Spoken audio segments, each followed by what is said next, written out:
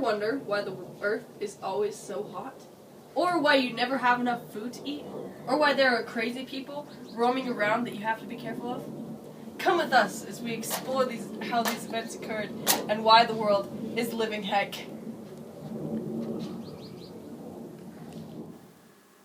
"4 years ago, sun flares started getting a little too close to the earth. It caused glaciers to melt,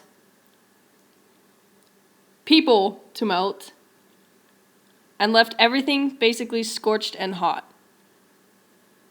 The water levels rose so much that any coastal city or island was completely flooded, and lots of people drowned. The atmosphere was so hot that people melted on the spot and random things just caught on fire.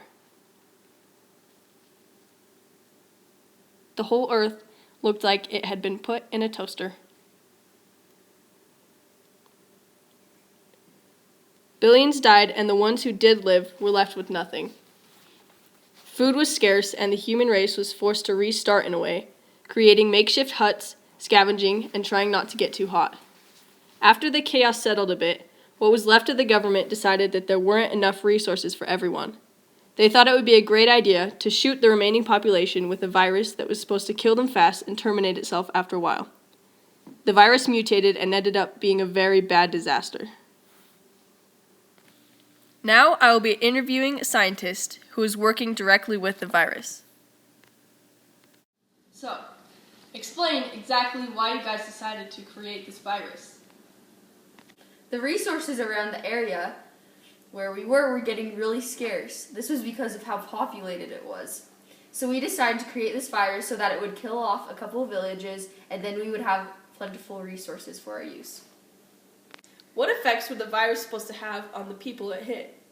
Our plan and what we thought that it would do was attack the brain quickly and efficiently. We designed it to be a painless death, and as it spread to others, the virus would become weaker and weaker. Now, what was the actual result of the virus? I got it! The virus didn't exactly kill the people as fast as we planned it to. It took some people even a couple of weeks for the virus to finally shut down their bodies. It also wasn't as painless as we hoped it would be. It made everyone have massive headaches, and they felt like there was someone controlling their brains. The worst thing that happened, though, was that the people were starting to go mentally crazy.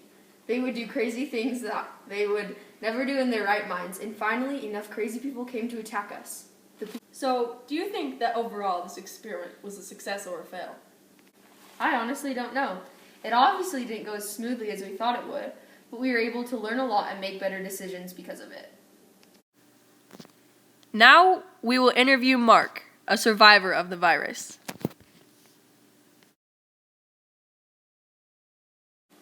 What was your first thought when people started attacking the camp? Well, I had no clue what was going on. At first, I thought the people were coming to help us. When they brought out the dart guns, I didn't know what to think. I was just trying to get me and my friends out of there. How did you react to these people attacking you? I wasn't just going to stand there and let them kill the people in my camp.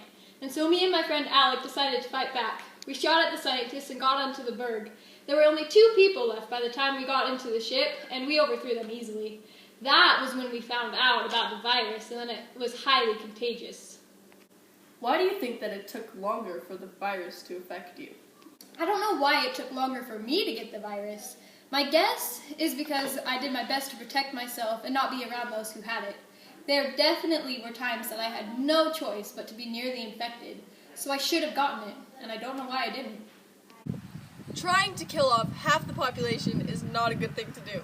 If you are worried about not having enough resources, then ration them. The people involved in creating this disease have been accurately punished. We need to remember to keep our humanity, no matter what. The future is in your hands. Fun fact, slap trads were teleportation devices that rich people used to get around and also where Dee Dee escaped. Thanks for joining us on Wicked News. Dun-dun-dun.